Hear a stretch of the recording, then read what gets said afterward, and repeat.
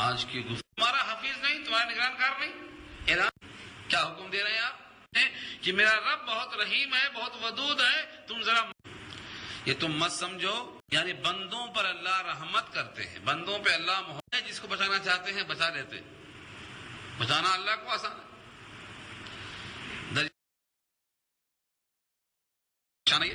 تو آئے شعیب کو ہم نے بچا لیا، تنہا شعیب کو نہیں، والذین آمنوا معہ، جتنے ان کے ساتھ تھے ایمان والے ان کو بھی بچا لیا. کیوں بچایا؟ کیا ان کا کچھ ہم پر حق تھا؟ فرمایا برحمت منا، ہماری طرف سے رحمت، شفقت، محبت. یعنی بندوں پر اللہ رحمت کرتے ہیں، بندوں پہ اللہ محبت کرتے ہیں. ایمان لانے کی وجہ سے بندہ پیارا بن جاتا ہے. برحمت منا واخذت الذین ظلموا الصیحہ، پکڑ لیا ظالموں کو صیحہ نے، پکڑ لیا. جنہوں نے ظلم کیا تھا ان کو کیا پکڑا؟ الصیحہ. صیحہ کے معنی ایک سخت آواز. یہ کس کی آواز تھی؟ جبریل امین کی ایک دلدوز آواز، صرف ایک آواز. اسرافیل کی آواز آئے گی، سارا عالم بجھ جائے گا. یہ جبریل کی آواز بغیر سور کی تھی، پورا شہر بجھ گیا. ایک آواز. صیحہ نے ان کو پکڑ لیا. فاصبحوا فی دیارہم جاثمین، ہو کے رہ گئے اوندے اوندے اپنے گھروں میں. اصبحوا ہو گئے فی دیارہم، اپنے اپنے گھروں میں. جاثمین گھٹوں کے بل اوندے، سب پڑے ہوئے، ایسا مر گئے، ایسا فنا ہو گئے. اللہ فرماتے ہیں کأن لم یغنوا فیہا، گویا کہ ان گھروں میں بسے ہی نہ تھے. کأن گویا کہ لم یغنوا نہیں بسے تھے، فیہا ان شہروں میں تھے ہی نہیں، ایسا مر گئے. اللہ آگاہ رہو، بعدا لمدین، دوری ہو مدین والے کے لیے. کما بعدت سمود، جس طرح دوری ہوئی ہے قوم سمود کو. کس سے دوری؟ رحمت سے. جن پر عذاب آیا اور رحمت سے دور ہو گئے. جس طرح سے قوم سمود رحمت سے دور ہو گئی تھی، ایسا ہی قوم مدین بھی اللہ کی رحمت سے دور ہو گئی. یہ سنا کر واقعہ مکے والوں سے کہا گیا ہے کہ تم بھی اگر نبی کی مخالفت کرو گے تم بھی رحمت سے دور ہو جاؤ گے. اللہ کا قانون بدلنے والا نہیں ہے. یہاں پر سب کو سبق یہ ہے کہ ہر زمانے میں امت کی طرف یہ جو پیغام آیا اللہ کی طرف سے واجب العمل ہوتا ہے. ان میں حق تلفی کرنے والا مجرم ہے، مجرم کبھی بھی پکڑا جا سکتا ہے. اگر ابھی پکڑ نہیں آئی ہے تو یہ چھوٹ نہیں ہے بلکہ مہلت ہے. اس مہلت میں غرور نہیں آنا چاہیے بلکہ وقت کا صحیح استعمال کرنا چاہیے. اللہ تعالیٰ عمل کرنا آسان فرمائے.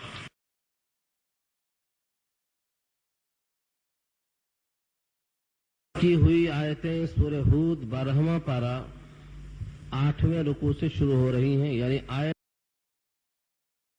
شروع ہو رہا ہے. تمہید میں بات آپ کے سامنے آ چکی ہے کہ مختلف انبیاء کرام اور ان کی اقوام کے درمیان جو مکالمہ ہوا اور بعد میں نتیجہ ہوا اس کو اللہ نے یہاں بیان کیا، جس میں سے اب تک آپ حضرت نوح علیہ السلام اور ان کی قوم، عاد ان کے ساتھ حضرت ہود، قوم ثمود ان کے ساتھ حضرت صالح، قوم شعیب یعنی مدین والے حضرت شعیب، ان کے درمیان مکالمہ سن چکے. اب اس یہاں سے لے کر گزرا ہوا واقعہ جو پیچھے آ چکا ہے سورہ اعراف میں تفصیل سے، سورہ طٰہٰ میں آئے گا، حضرت موسیٰ اور فرعون کے درمیان یہ بات سن چکے ہیں آپ. اس لیے یہاں یہ پورا واقعہ تفصیل سے نہیں آئے گا. تفصیل سے یہ واقعہ سورہ قصص پارہ 20 میں انشاءاللہ بہت تفصیل سے آئے گا. اس بیان شدہ واقعے سے اتنا حصہ بطور اقتباس کے پیش کیا گیا ہے کہ دیکھو موسیٰ کی مخالفت پر فرعون کا انجام کیسا ہوا، بس یہ دکھانے کے لیے تاکہ کفار قریش کو معلوم ہو جائے کہ سید الانبیاء کی مخالفت کا نتیجہ کیا ہو سکتا ہے. یہ انداز میں آپ کو سننا ہے یہاں سے. اور شاید اس رکوع میں وہ آیت بھی آئے جس کی بنیاد پر فرمایا تھا نبی کریم صلی اللہ علیہ وسلم نے کہ مجھے سورہ ہود نے بوڑھا کر دیا ہے.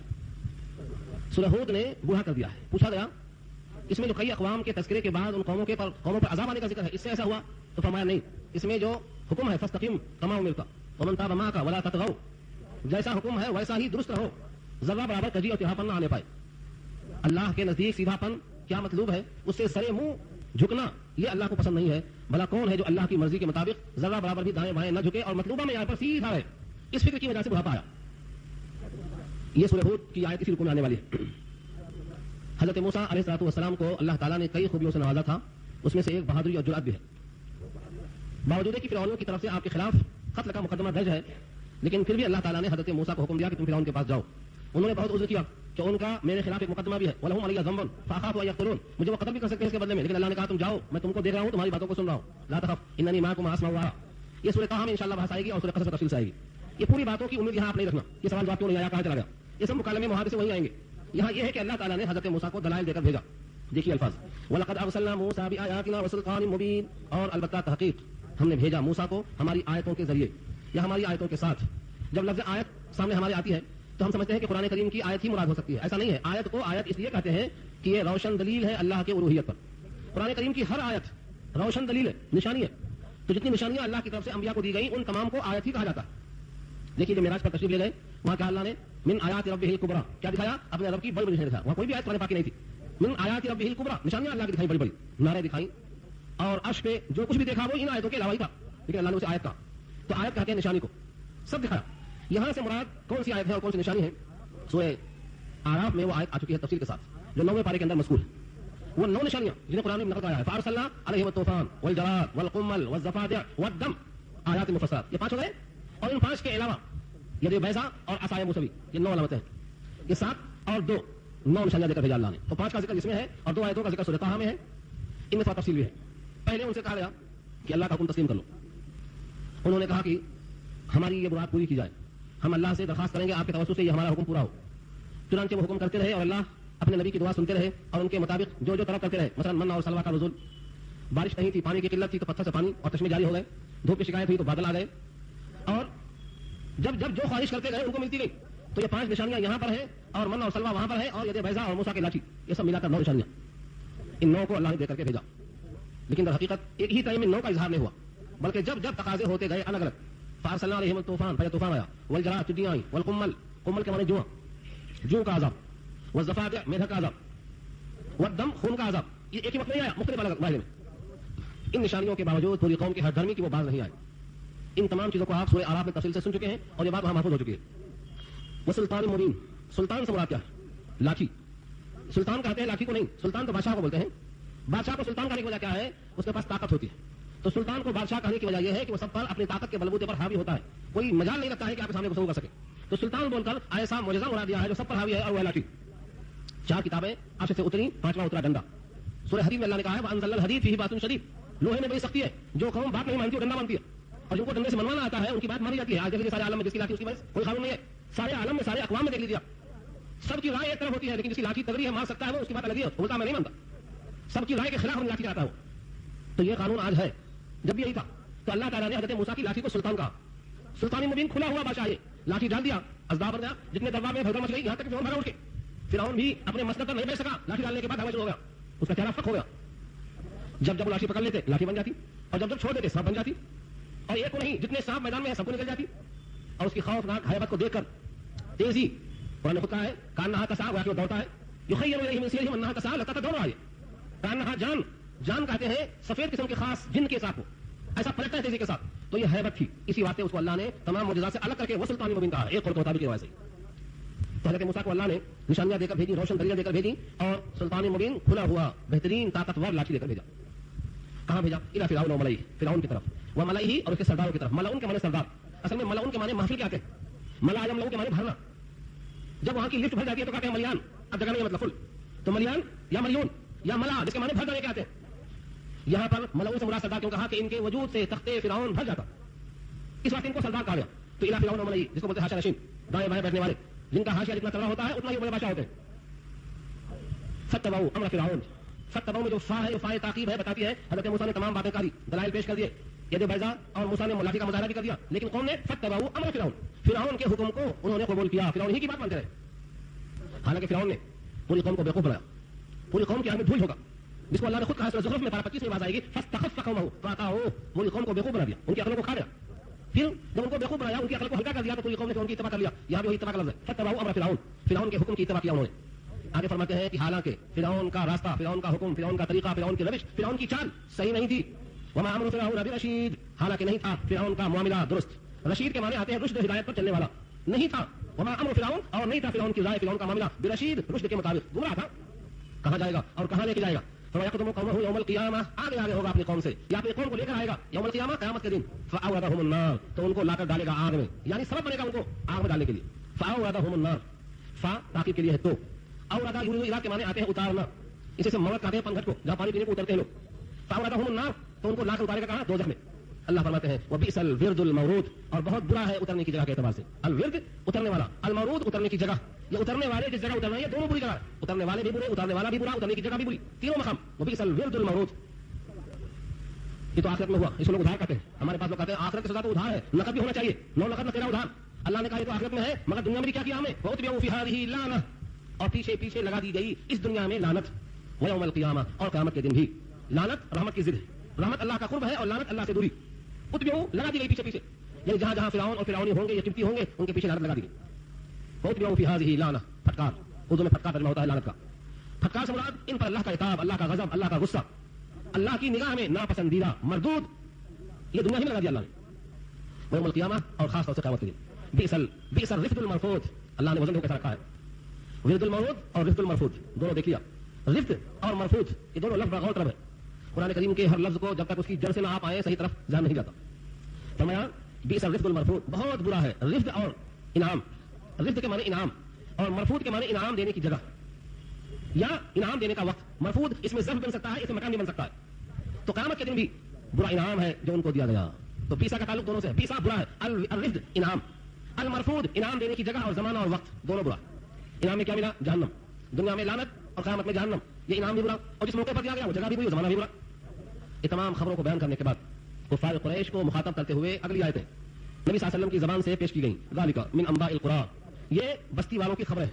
کون سی بستی؟ اس سے پہلے گزرا قوم شعیب کا اصحاب الایکہ, اس سے پہلے گزرا قوم صالح, اس سے پہلے گزرا قوم عاد, اس سے پہلے گزرا قوم نوح. یہ پورے کے پورے احوال اکٹھا کرنے کے بعد سمجھا ذالک من انباء القرى, یہ بستی والوں کی خبر ہے. نقصہ علیک, ہم آپ پر بیان کرتے ہیں.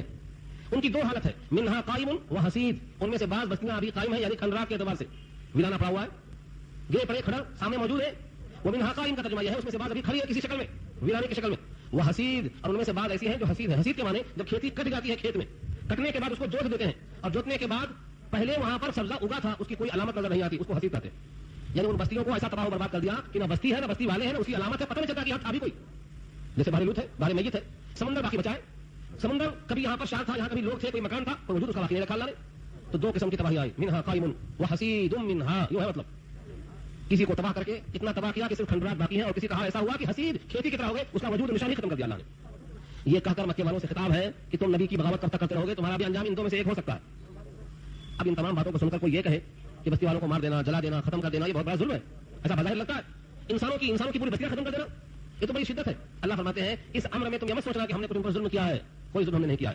وما ظلمناہم, ہم نے ان پر کوئی ظلم نہیں کیا, ولکن ظلموا انفسہم, لیکن انہوں نے خود اپنے آپ پر ظلم کیا. ہماری زمین پر چلتے سجدہ غیروں کو کرتے, ہمارا دیا ہوا رزق کھاتے دوسروں کی تعریف کرتے, ہماری دی ہوئی فضاؤں میں گنگناتے, لیکن دھن کسی اور کی ہوتی, سور کسی اور کا ہوتا اور مستی کسی اور کی ہوتی. اس ظلم کو, اس شرک کو اور اس بغاوت کو ہم نے بہت برداشت کیا. جب پانی حد سے اونچا ہو گیا اور ان کا وجود اس زمین پر بوجھ ہو گیا, تب ہم نے ان کے ساتھ سلوک کیا. وما ظلمناہم ولکن ظلموا انفسہم. اس سے یہ بات معلوم ہوتی ہے کہ جن جن بستیوں پر عذاب الہی آیا وہ بستیاں اس عذاب کی مستحق ہو چکی تھیں, ذرہ برابر کسی پر خالق نے ظلم نہیں کیا ہے. وما ظلمناہم ولکن ظلموا انفسہم فما اغنت عنہم آلہتہم التی یدعون من دون اللہ من شیء لما جاء امر ربک. اس آیت میں شرک کی جڑیں اکھاڑ کے پھینک دیا اللہ نے. فرمایا جب ہمارا عذاب آیا, ہمارا حکم آیا, تو ان کے کام میں نہیں آئے. ان کے جتنے معبود ہیں, جتنے ان کے معبود ہیں, 360 ہو یا 365 ہو, اپنے ہاتھوں سے بنائے ہوئے ہو یا کسی اور کے بنائے ہوئے ہو, کوئی بت کسی کے کچھ بھی کام میں نہیں آیا. اس میں اشارہ ہے کہ مکے والوں بیت اللہ میں 360 بت رکھتے ہو, یہ 360 کام میں نہیں آئیں گے, میرا عذاب آئے گا. اور اگر یہ آیت آج کہیں پہنچا دیں آپ, تو کہ یہ قرآن کریم صرف مسلمانوں کے واسطے نہیں ہے, ان هو الا ذکر للعالمین, سارے جہان کے واسطے نصیحت نامہ ہے. تو یہ آیت ان کو پہنچانا ہے جو امید رکھتے ہیں اللہ کے غیر سے کہ کام میں آئیں گے. سونامی عذاب آیا تو کوئی بت کام میں نہیں آیا, کوئی نہیں کام میں آیا. زلزلہ آیا تو کوئی بت کام میں نہیں آیا. جن جن کے سامنے انسان سجدہ ریز ہوتا ہے ان میں سے کوئی مخلوق اور کوئی خالق کام میں نہیں آیا, کیونکہ ضعف الطالب والمطلوب دونوں کمزور ہیں. دیکھیے لفظوں کے ساتھ, فما اغنت, پس نہیں کام میں آیا, نہیں غنا بخشا, انہم ان کے, آلہتہم ان کے معبودان باطلا. آلہہ جمع ہے الہ کی, ایک معبود تو الہ اور آلہہ اس کی جمع. ان کے وہ معبودان التی جن جن کو یدعون من دون اللہ, یہ پکارا کرتے تھے اللہ کے سوا, من شیء کچھ بھی, ذرا ہوا روک لیا ہوتا, ذرا پتھر روک لیا ہوتا, عذاب کو ذرا مؤخر کر لیا ہوتا, من شیء کچھ بھی کام میں نہیں آئے. لما جاء امر ربک, جب آیا تیرے رب کا حکم, جب اللہ کا حکم آیا یہ کام میں نہیں آئے.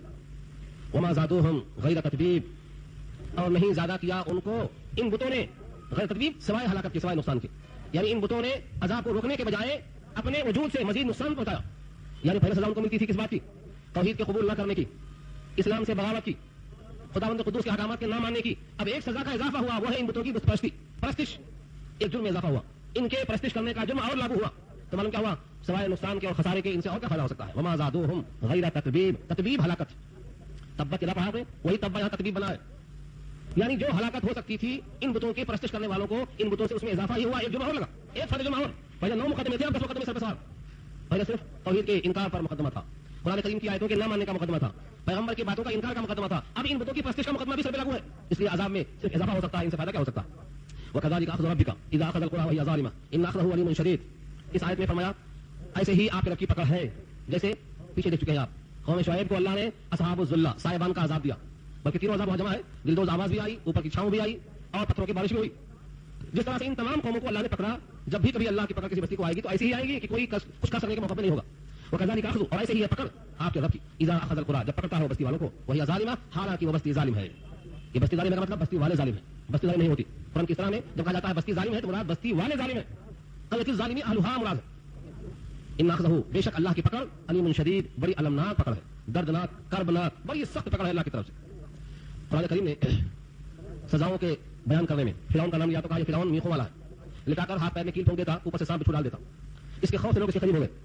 अल्लाह फरमाते हैं कि जब अल्लाह की पकड़ का वक्त आएगा तो उस जैसी पकड़ कोई नहीं पकड़ सकता, तसव्वुर से बाहर है।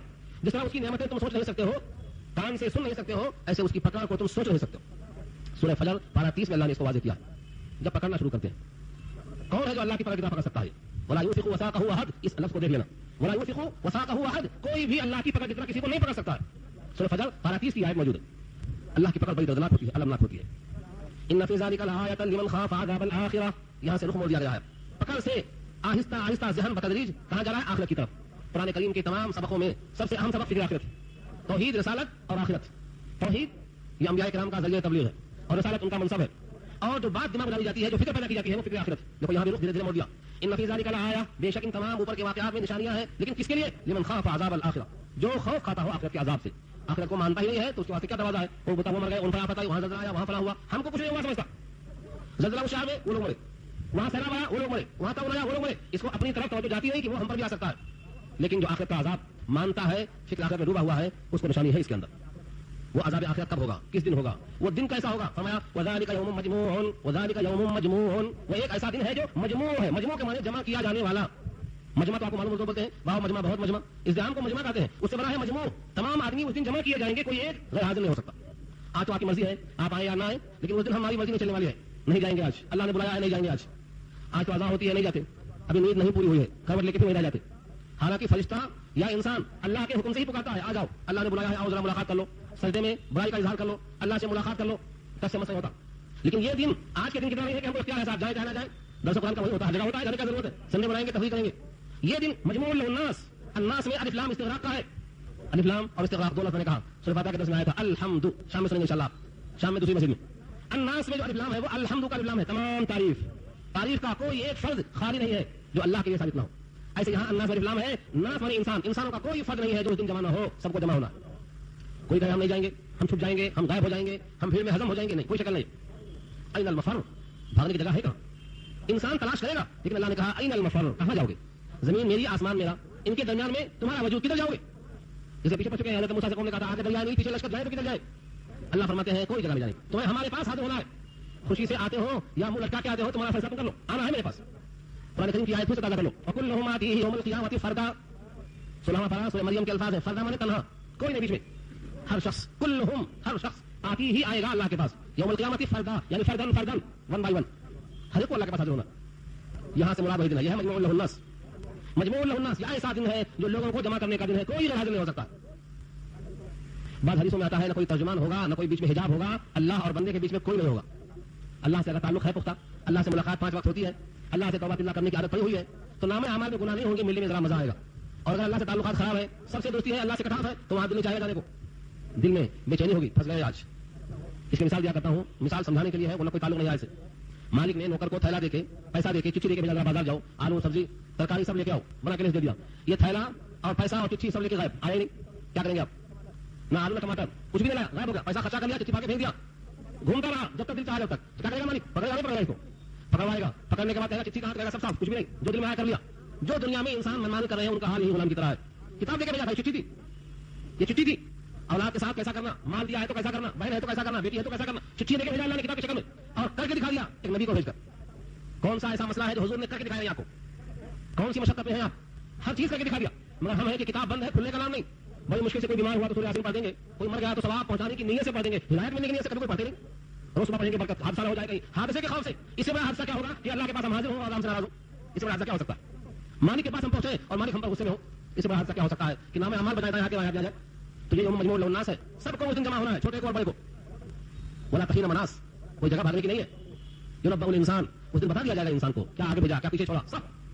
और आगे फरमाया उस दिन का एक नाम और भी है, वज़ालिका यौमुन मशहूद, और वो दिन है हाजिरी का। मशहूद मफऊल के वजन पर है, शहादत, हाजिरी।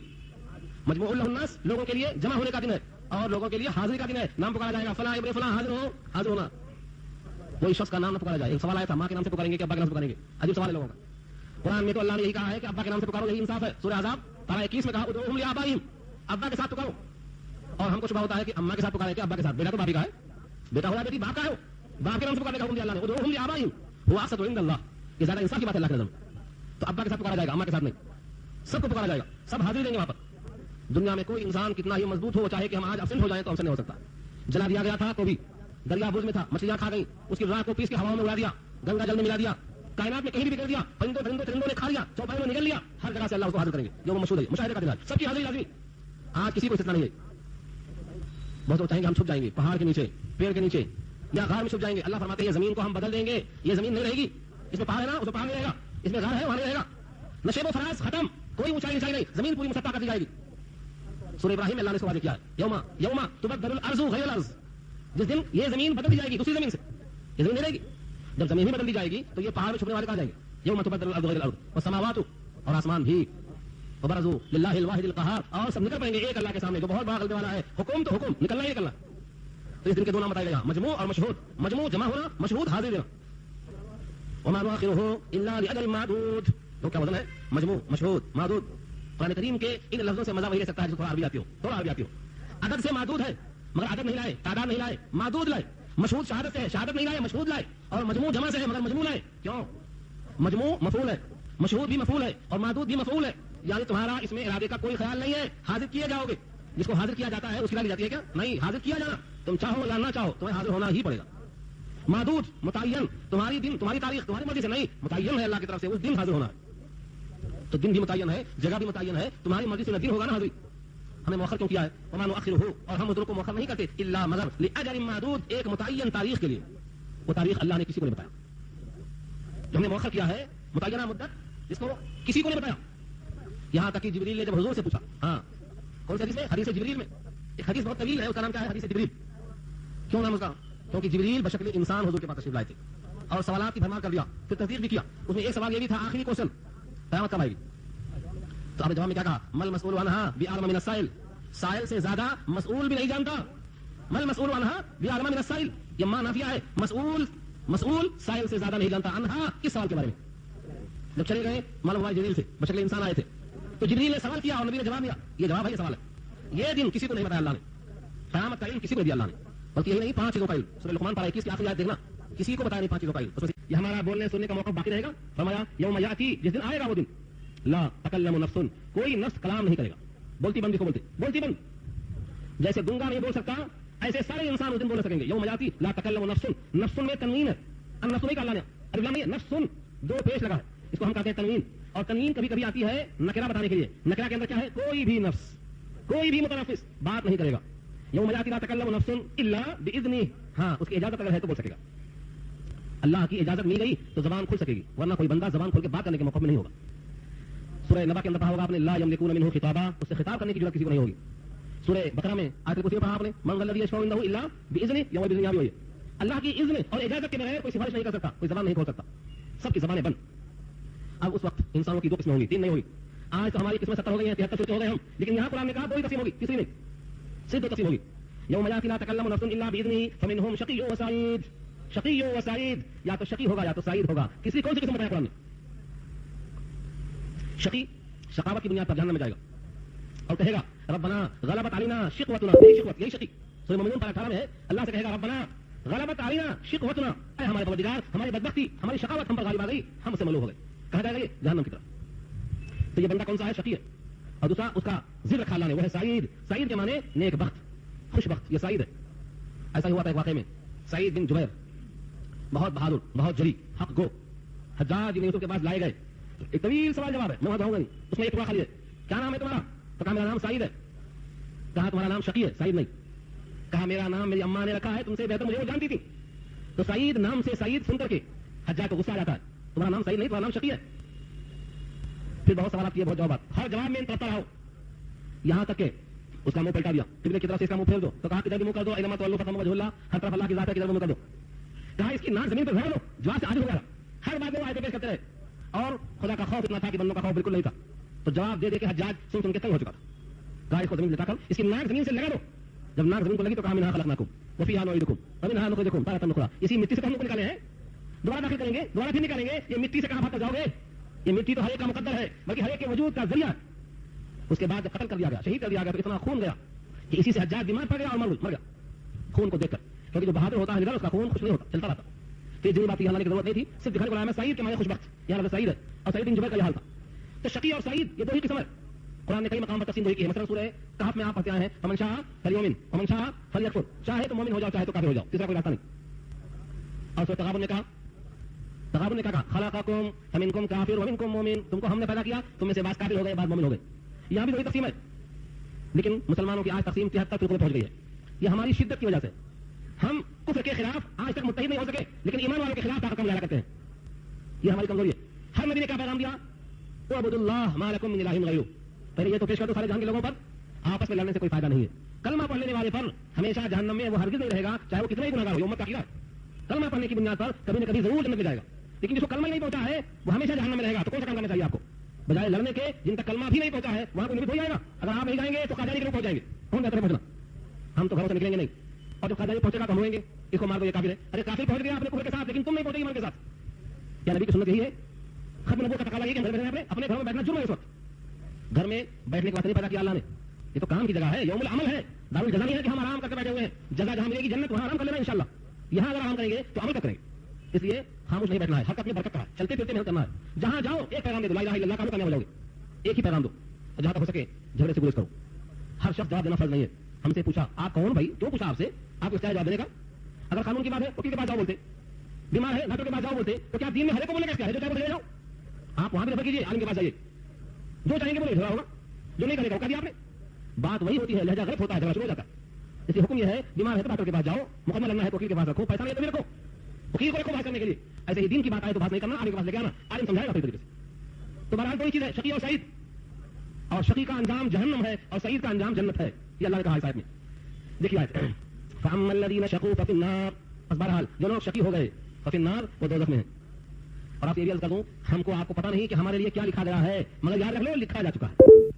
جب بچہ اپنی ماں کے پیٹ میں ہوتا ہے نطفہ کی شکل میں، اور 40 دن گزرنے کے بعد علقہ، پھر 40 دن کے بعد مضغہ، جب 4 مہینے کی مدت ہوتی ہے تو فرشتہ رحم پر آ کر بیٹھ کر پوچھتا ہے آئے اب اس کو آگے بڑھانا ہے کہ ساکت کرنا ہے؟ یا رب الفتن یا رب علقتن، یعنی اب یہ پوزیشن ہے کیا کروں؟ حکم حکم حکم. اللہ فرماتے ہیں 4 چیزیں لکھ دے، 4 چیزیں لکھ دے. اس کا عمل، اس کی اجل، عمل جو آپ کرنے والے ہیں، اور اجل جب تک آپ جینے والے ہیں. تو 2 تو ہو گئی. ایک اجل کب تک جیئیں گے آپ، لکھ گیا ہے، تب تک جینا ہے آپ کو، پھر مرنے سے کرتے آپ. ہماری موت ہماری مرضی سے نہیں آئے گی، لکھا جا چکا ہے. اگر یہ عقیدہ ہے تو مومن موت سے کیوں لگے گا؟ اور عمل کتنا عمل کرے گا، اور رزق کتنا کھائے گا. کھانے پر لوگ بہت فکر کرتے، بچے کو یہ پاؤ تو کیا کھائے گا، وہ کھاؤ تو کیا کھائے گا، میراث مار کے حرام جاؤ تو کیا کھائے گا. اتنی فکر کھانے کی، وہ لکھا جا چکا ہے. ایک لقمہ اس میں سے گھٹے گا پڑے گا. آقا نے فرمایا الا آگاہ رہو، الا وان نفسا لن تموت حتى تستكمل رزقها. آگاہ رہو کسی نفس کو موت نہیں آئے گی جب تک وہ لکھے ہوئے کے مطابق کھانا لے. ایک لقمہ باقی ہے بخدا موت نہیں آئے گی. بعض اکابر نے تو کہا ہے آپ محنت نہ کریں گے تب بھی اللہ کھلائے گا، محنت سے منع کیا ہے، لیکن لکھے ہوئے کے مطابق آپ کھا کے رہیں گے. اور چوتھی چیز جو لکھی ہے کہ لکھ دو یہ شقی ہے کہ سعید ہے. ہاں لکھا جا چکا ہے فی بطن امی ہی، ماں کے پیٹ میں ہی، کہ شقی ہے کہ سعید ہے. سورہ واللیل کی تفسیر میں امام بخاری وہ حدیث لا کر نقل کرتے ہیں تو صحابی نے پوچھا کہ اللہ کے رسول جب لکھا جا چکا ہے تو ہم پھر کیا محنت کریں، لوگوں کو بولتے آرام کرو نا، بھروسہ کریں لکھے ہوئے پر. آخر تکل کیا بھروسہ نہ کر لیں. آقا نے فرمایا دیکھو جو لکھا ہوا ہے اسی کے مطابق عمل کی توفیق ہوگی، لہذا عمل مت روکو، اعملوا عمل کرتے رہو، کل میسر لما خلق له، جس کے لیے پیدا کیا گیا ہے اسی کے عمل کی توفیق ہوگی. جہنم کے لیے پیدا کیا گیا ہے تو جہنم والے کام کرنے کی توفیق ہوگی، اور اگر جنتی لکھا ہے تو جنت والے کاموں کی توفیق ہوگی. کیونکہ جنت ملے گی تمہارے عمل کے سبب. جنت کس طرح ملے گی؟ اللہ نے فرمایا ہے وتلک الجنۃ التي اورثتموها بما كنتم تعملون. سورہ زخرف میں کہا ہے تم نے جو عمل کیا ہے اس کے سبب ملے گی. عوض نہیں بول سکتا میں، عوض نہیں. جنت ملے گی اللہ کے رحم سے، لیکن عمل سبب بنے گا، اور سبب اللہ کی توفیق سے ہوگا، اور توفیق اس لکھے ہوئے کے مطابق ہوگی. ہم نہیں جانتے کیا لکھا ہے، لیکن امید اچھی رکھتے ہیں، امید اچھی رکھتے ہیں کیونکہ حکم یہی ہے، اس لیے اچھے کام کرنا چاہیے. تو 2 ہی شکل ہے، یا تو شقی ہوں گے یا تو سعید ہوں گے. فاما الذين شقوا ففي النار. بس بہرحال جو لوگ بدبخت ہوئے بس وہ آگ میں ہیں، لهم فيها، ان کے لیے اس آگ میں کیا ہے، زفیر و شہیق. زفیر کے معنی آتے ہیں چلانا، چیخنا. تو زفیر کے معنی سیٹی کہتے ہیں، سیٹی. تکلیف میں آدمی جب پکارتا ہے اس کو زفیر کہتے ہیں، اور جب چلاتا اور چیختا ہے تو اس کو شہیق کہتے ہیں. شہیق 2 لفظ ہے، زفیر و شہیق. زفیر سیٹی اور شہیق دہاڑنا. یہ کچھ نکلا چیخ و پکار بس پڑی رہے گی جہنم میں، اور کچھ نہیں، پکارتا رہے گا. آخر کب تک؟ دنیا میں تو ہم 100 سال میں تھک گئے. کس کی عمر 100 سال کی ہے؟ ماشاءاللہ اتنے لوگ بیٹھے ہوئے 100 سال کا. 100 سال کے لیے بھی کتنے پاپا ملنا پڑتا. اور یہ جہنم میں جہاں سیٹی ہوگی اور دہاڑنا ہوگا کب تک رہے گا، کتنے سال رہے گا؟ اللہ نے کہا ہے خالدین فیہا، ہمیشہ اسی میں. خالدین فیہا، ہمیشہ رہیں گے اسی میں. آخر ہمیشہ سے مراد کیا؟ تو فرمایا ما دامت السماوات والارض، ما دامت السماوات والارض، جب تک رہیں گے آسمان اور زمین تب تک جہنم میں رہے گا. قرآن کریم کی ان جگہوں میں سے جو مشکل ہے سمجھنے کے اعتبار سے یہ بھی ایک جگہ ہے. ایک کتاب آئی ہے مشکلات القرآن، یعنی وہ جگہ ہے جہاں قرآن کریم میں سمجھنا مشکل ہے، ایک جگہ اس میں سے یہ بھی ہے. آسمان میں کب تک آسمان رہے گا؟ تب تک جہنم میں رہیں گے. حالانکہ آسمان تو پہلے سے بولا جائے گا، رہے گا نہیں. جیسے ہی قیامت کا سوکھ پھونکا جائے گا آسمان رہے گا. ادھر السماء انفطرت، آسمان پھٹ جائے گا. ادھر الشمس کورت، سورج بلور ہو جائے گا. اور ادھر الکواکب انتثرت، تارے جھڑ پڑیں گے. تارا کو باقی تارا نہیں، سورج نہیں، چاند نہیں، آسمان نہیں. پھر کیا مطلب؟ آسمان نہیں رہے گا، یہ آسمان پھٹ جائے گا. اور جو بھی آسمان میں ہیں یہ سب فرشتے کناروں پہ آ جائیں گے. سورہ حق کی آیت دیکھیے، اللہ نے کہا والملک علی ارجائہا، فرشتے اطراف میں آ جائیں گے، کنارے پہ آ جائیں گے اور پیچھے گر جائے گا. وَإِذَا السَّمَاءُ كُشِطَتْ، سورہ تکویر پارہ میں کیا ہے؟ کشیطت، آسمان کی کھال کھینچی جائے گی. اور جب کھال کھینچیں گے تو اس کے اوپر بال رہے گا، کیا نکل جائے گا کھال کے ساتھ. جیسے ہی آسمان کی کھال کھینچی گئی نہ تارے ہوں گے نہ سیارے ہوں گے. شمس و قمر مریخ و زہرہ زور و عطارد مشتری، 9 سیارے بھی ساتھ رہ جائیں گے، کوئی باقی رہے گا. تو جب آسمان نہیں، سورج نہیں، چاند نہیں، تو یہ پھر کیا مطلب ہوگا کہ جب تک آسمان اور زمین ہے تب تک ہمیشہ اسی میں یہ لوگ رہیں گے. الا ما شاء ربک، مگر جتنا چاہے آپ کا رب، کیونکہ آپ کے رب کے ہاتھ میں سب کچھ قوت ہے. جب تک زمین و آسمان ہے تب تک یہ جہنم میں رہیں گے. اگر اس میں کچھ تخفیف کرنا چاہے تو آپ کے رب کی مرضی ہے. الا ما شاء ربک. آگے فرمایا ان ربک، بے شک آپ کا رب فعال لما یرید، جو چاہے وہ کر سکتا ہے. فعال، فعل اور فاعل، کام کرنے والے کو فاعل بولتے، اور فعال بڑا فعال ہوتا ہے بولتے، بہت کام کرنے والے کو بولتے، رکھنے والے کو بولتے فعال. یہ اللہ کی شان ہے، وہ جو چاہتا ہے کر ڈالتا ہے. لما یرید، ارادہ کرتا ہے کر ڈالتا ہے، اسے کوئی روک نہیں سکتا. اگر نکالنا چاہے تو نکال دے گا، رکھنا چاہے تو رکھے گا. تب تک جب تک آسمان ہے، جب تک زمین ہے. اور میں نے ابھی عرض کیا کہ زمین نہیں رہے گی، آسمان نہیں رہے گا، تو تفسیر کیسے بنے گی اس کی؟ اصل بات یہ ہے انسان کا ذہن محدود. اللہ کے علم کے مقابل میں انسان کا ذہن محدود ہے. جیسے چھوٹے بچے کا ذہن اپنے ابا کے سامنے کیسا محدود ہوتا؟ میں تشریح دے رہا ہوں، سمجھانے کو بول رہا ہوں. کہیں آپ سمجھائیں گے کہ مولوی صاحب نے اللہ کے علم کو تشریح دیا بچے کے علم کے ساتھ، ایسا نہیں سمجھانا. ایک چھوٹا بچہ جس کو آپ کو سمجھانا چاہتے ہیں اس کی فہم کے مطابق ہی بات کریں گے. اس کی فہم سے بڑی بات ہو گئی تو سمجھ نہیں آئے گی. ہمارے اور آپ کے ذہن میں کوئی چیز بہت دنوں تک ہے، ہمیشہ ہمیشہ. تو لمبی مدت کو بیان کرنے کے لیے سوائے زمین و آسمان کے اور ہمارے پاس کوئی مثال دینے کی چیز نہیں ہے. سب کی 100 سال میں ختم ہو جا رہی ہے. لیکن زمین اور آسمان جب سے بنا ہے آج تک ہے. آدم کا زمانہ، نوح کا زمانہ، موسیٰ کا زمانہ، سارے انبیاء کا زمانہ آتا گیا جاتے گئے، لیکن ویسے ویسا موجود ہے. تو طویل مدت کو بیان کرنے کے لیے آسمان کا قیام مثال میں دیا جاتا ہے. اہل عرب کہا کرتے تھے جب تک آسمان اور زمین رہیں گے تب تک ہماری دوستی باقی رہے گی. کیا یہ ہمیشہ باقی رہے گی؟ اصل دیکھا جائے تو زمانے کا تعین ہمارے لیے ہے. ایک دن، ایک ہفتہ، ایک مہینہ، ایک سال، 10-20 سال، 100 برس. یہ زمانے کو تقسیم کر کے توڑ کے ہم کو سمجھانے کے لیے ہے. اللہ کے پاس زمانے کو توڑنے کے لیے برے کرنے کے واسطے کوئی چیز نہیں ہے. زمانے کو تعین کرنا اللہ کے پاس مطلق ہے، ہمیشہ سے وہ ہے، ہمیشہ رہے گا. وہ الاول وہ الاخر، ایسا اول کہ اس سے پہلے کچھ نہیں اور ایسا آخر کہ اس کے بعد کچھ نہیں. تو زمانے کا تعین تو انسانوں کے لیے ہے. پھر آخر اس آیت سے مراد کیا لیں گے؟ طویل زمانہ، اتنا طویل جتنا انسان سوچ سکتا ہے. اس کو سمجھانے کے واسطے فرمایا کہ دیکھو دنیا کے 50,000 سال کے برابر وہاں کا ایک دن ہوگا. سمجھانے کے لیے ہے یہ. ایک روایت میں ہے دنیا کے 1,000 سال کے برابر وہاں کا ایک دن ہوگا. اور ایک آیت میں ہے سورہ معارج پارہ 29 میں کہ دنیا کے 50,000 سال کے برابر وہاں کا ایک دن ہوگا. ایک دن 50,000 سال. اب مجھے بتائیے اگر اللہ نے ایک دن جہنم میں ڈالنے کا فیصلہ کر لیا، صرف ایک دن، تو کتنا دن ہونا پڑے گا؟ 50,000 سال. 50,000 سال یہاں کی زندگی کتنا ہے؟ 100 برس. اس حساب سے سوچو کیا صبر آئے گا؟ اللہ فرماتے ہیں یہ 100 برس میں سود نہیں کھایا تو صبر نہیں، رشوت نہیں لیا تو صبر نہیں، مال میراث کو حرام نہیں کیا تو صبر نہیں، اور بازو والے کی زمین پر قبضہ نہیں کیا تو صبر نہیں. یہ 100 سال میں ہر قسم کا ہنگامہ کر لیا. تو وہاں 50,000 سال کا ایک دن ہے. اگر میں ایک دن رکھا جہنم کی آگ میں فما اصبرهم من النار، تو جہنم پر صبر کیسے آئے گا؟ یہ فکر دلا اللہ. بندہ اس آگ کو برداشت نہیں کر سکتا. اس لیے روز رونا، روز دھونا، روز توبہ کرنا، تاکہ نام اعمال میں کوئی گناہ باقی نہ رہے، اور سوائے توبہ کے کوئی چیز اس کو صاف نہیں کر سکتی. لیکن توبہ صرف اللہ پیتنا نہیں بلکہ وہی شرط جو بیان سن چکے ہیں آپ سے پہلے. تو کیا فرمایا؟ آدمی اس وقت تک جہنم کی آگ رہے گا جب تک آسمان اور زمین ہے ہمیشہ، مگر جتنا آپ کا رب چاہے. اور آپ کا رب جو چاہتا ہے وہ کر ڈالتا ہے، اسے کوئی روک نہیں سکتا. اس میں اشارہ ہے اگر کوئی جہنم میں گیا اور اس میں ذرہ برابر بھی ایمان ہے تو وہ نکال کر لائیں گے. یہ ہے جب تک آپ کا رب چاہے تب تک. لیکن یہ چیز نہیں ہے جنتیوں کے حق میں. جنت میں گئے تو باہر نہیں آئیں گے ہمیشہ ہمیشہ. دیکھیے الفاظ وَأَمَّا الَّذِينَ سُعِدُوا، اور بہرحال جو لوگ سعید ہو گئے، سعیدو نیک وقت بنائے گئے، نیکیوں کا پلہ جھک گیا، دائیں ہاتھ میں آ گیا، فَفِي الْجَنَّةِ، تو یہ جنت میں ہوں گے. کب تک؟ خالدین فیہا، اس میں ہمیشہ ہمیشہ رہیں گے. ما دامت السماوات والارض، جب تک آسمان اور زمین ہے. الا ما شاء ربک، مگر جب آپ کا رب چاہے، جتنا آپ کا رب چاہے. اوپر کیا تھا؟ ان ربک فعال لما یرید، اور نیچے کیا ہے؟ عطاء غیر مجزوز، یہ ایسی عطا ہے جو نہ ختم ہونے والی ہے، جس کا سلسلہ کبھی منقطع نہیں ہوگا. غیر مجزوز، جزاز کہتے ہیں جب درخت سے کھجور توڑ لی جائے، کھجور کو توڑ کر ڈھیر کر دو تو یہ جزاز ہے. ابراہیم نے بتوں کو توڑ دیا تھا تو کیا کہا تھا؟ فجعلناہم جزازا، توڑ کے چورا چورا کر دیا تھا. یہ ہے غیر مجزوز، ایسی عطا ہے جو ٹکڑے ہو سکتی کہ 3 دن ہے اس کے بعد نہیں، 20 سال ہے اس کے بعد نہیں، جانے تک ہے اس کے بعد نہیں. نہیں، یہ ایسی عطا ہے جس میں کوئی ٹکڑا نہیں ہو سکتا. لا متناہی، غیر منقطع نام ہے اللہ کا.